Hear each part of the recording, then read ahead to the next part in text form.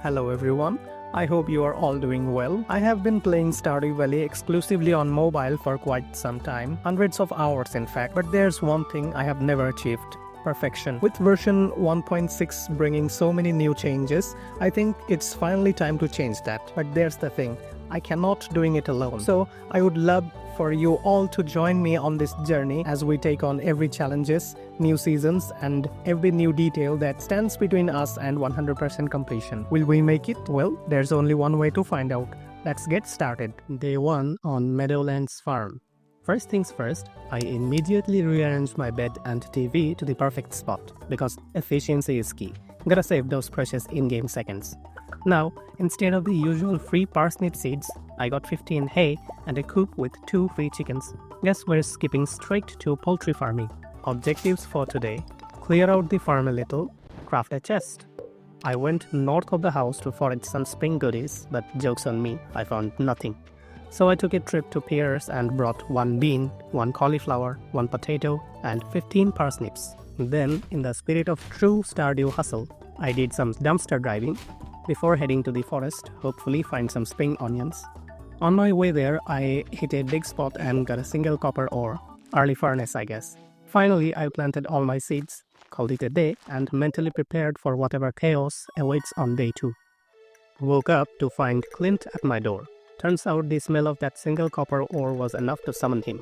He handed me that furnace blueprint, which means we're one step closer to smelting and upgrading tools. But today's main event, Willie's fishing rod. This marks the start of early game money making.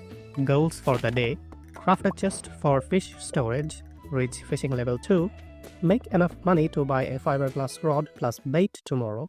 As soon as I got the rod, I rushed to the mountain lake because early game, the fish here are both easy to catch and sell for good money. And guess what? Mission accomplished. Hit level 2 fishing, laid solid gold for tomorrow's upgrade. Day 3 always rains in Pelican Town. No watering today, which means it's the perfect time to set up some big goals for this spring. Game plan for spring: hit level 5 fishing before day 5 because it's more money per fish. Hit mining soon. Need a copper pickaxe upgrade ASAP. Before day 13, the egg festival, craft 20 sprinklers plus save enough money for 80 strawberry seeds, aka the season's cash crop. Back to the present. I was a little short on cash for the fiberglass rod, so I fished until noon, sold my haul at Willie's and finally bought the rod plus some bait. With my upgraded gear, I headed to the town lake to grind for catfish, rain exclusive, and other fish for the community center bundle. By the end of the day, fishing level 3 unlocked, which means tomorrow I need just 2 more levels to stay on track with my plan. Started the day with the usual farming chores. Oh, my chickens are producing, by the way. With that out of the way, I rushed to the mountain lake, my favorite fishing spot, and guess what? Bubbles! But my excitement was short-lived because I couldn't reach that pain. Still, I stayed focused on my goal, grind to level 5 fishing, and I did it. But I pushed my luck too hard and passed out on my way home. The good news? Nothing was stolen. The bad news? Morris was the one who rescued me. So of course, he took his cut of my money. Typical. No big deal anyway. I will sell my fish direct to Willie and officially start my mining grind and get my copper pickaxe upgrade. Started the day harvesting my parsnips. Finally some fresh produce. But more importantly, it's Friday, which means the traveling merchant is in town. I went to check her stock and boom, she was selling a truffle. I instantly lost my mind because this means I can skip raising pigs and fast track my community center completion in year 1. Absolute game changer. Problem? I was broke. So I sprinted to Big Willie, sold all my fish from yesterday, and just like that, I had more than enough to buy that truffle. Huge win. With the mines now accessible, I prepared by chopping trees to craft a chest for my mining loot.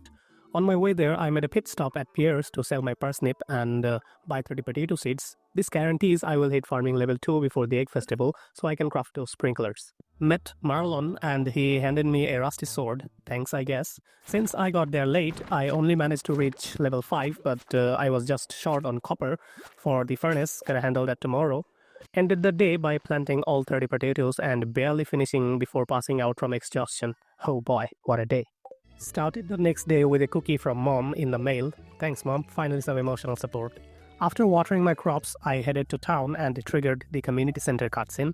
Took a peek at the bundles and yeah, I couldn't read a single word. Looks like I need to take a Duolingo lesson in Junimo. Back to the mines, and this time, copper glore. Managed to make a furnace, so progress is happening, but the universe wasn't in my side today. Bad luck day, so drops were meh. Low on healing items. Had to run like a coward from level 9. Tragic. After smelting my copper, I realized I was one single ore short for my 5th copper bar. Pain. So shake up that L, I went fishing for a bit, then called it a night. At least when I woke up, mining level 1 was unlocked, so not a total disaster. Woke up to absolute devastation. A crow destroyed my one and only bean plant. Not the other 30 potatoes, no, just the one bean. Yes, my bad luck streak is still going strong. Determined to not let this happen again, I crafted a scarecrow to keep those feathered menaces away. Got a letter from the wizard inviting me to his hut for what I can only assume is a Junimo Duolingo lesson. Before heading there, I made a quick stop at the traveling merchant, but he had nothing useful for the community center, RIP. So off to the wizard tower I went. He did his magical mumbo jumbo, and just like that, I can finally read Junimo, literacy unlocked. It was another bad luck day, so instead of struggling in the mines, I spent the rest of the day fishing. Ended the day with a small win, foraging level 2 unlocked. Started the day with some good old peasantry. First order of business, replacing my fallen bean, RIP little guy, went straight to Pierre and bought a single bean seed like an absolute clown I am. Next stop, Clint. I was 1 copper ore short for my 5th bar, so I bought a single piece just to smelt it right then and there. Finally, I handed over my pickaxe for an upgrade. On my way to the beach, I dug up an anchor, so I donated it to the museum, securing my place in Pelican Town history as that one guy who found a random anchor. With my pickaxe in the shop, I spent the rest of the day fishing, and let me tell you, it paid off. Fishing level 6 unlocked and made some solid money. The egg festival is right around the corner, and I need 8,000 gold plus basic sprinklers to make it count. With my pickaxe still in the upgrade, today's focus was straight up money grinding. Now that I have mastered Junimo Duolingo, I finally understood the community center bundles, completed the spring foraging bundle, got 30 spring seeds as a reward, sold them straight to Pierre for a free 1000 gold, easy money. With some extra gold in my pocket, I spent the rest of the day fishing in the town lake. By the way, I went to bed fishing level 7 unlocked. Woke up excited. My copper pickaxe was finally ready, so I sprinted to Clint's to pick it up, ready to make some serious mining progress. Came prepared for today's mining run, but the game had other plans. At level 8, I hit an infested floor. Bugs everywhere. Rusty sword, completely useless. Barely survived. But apparently the game decided I deserve a reward for my suffering because at level 16, I found a witch's hat. Pushed through to level 20, unlocking the steel sword, better than my old rusty one. At night, I hit a small milestone, combat level 1 unlocked.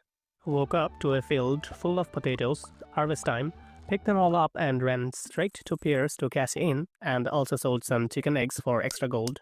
With my wallet looking decent, I finally dropped 2k on the backpack upgrade, no more inventory struggles.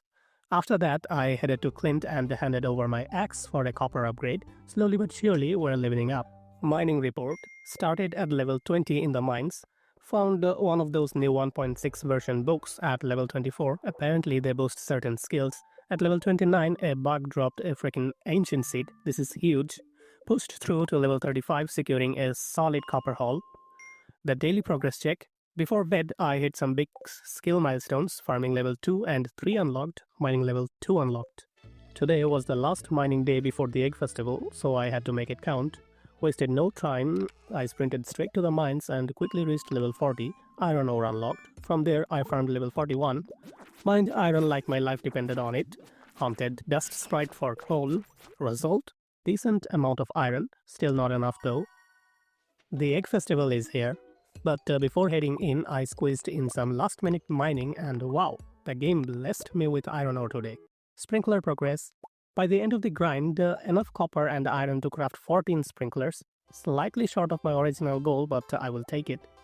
Egg festival highlights. First stop, bought 80 strawberry seeds. Mission accomplished. Chatted with everyone in town because, gotta keep up appearances. Joined the egg hunt and I was 1 egg short of beating Abigail. So close, yet so far. Back home, I crafted all 14 sprinklers and set them up for tomorrow's strawberry planting. Fun fact, You don't have to plant strawberry immediately. They will still yield 2 full harvests, so no rush. Less fun fact, I had zero clue how to place these basic sprinklers properly. Somehow managed to set them up without overlapping, but let's be honest, it's not pretty. At least they work, and that's what matters. Tomorrow we officially enter the strawberry era.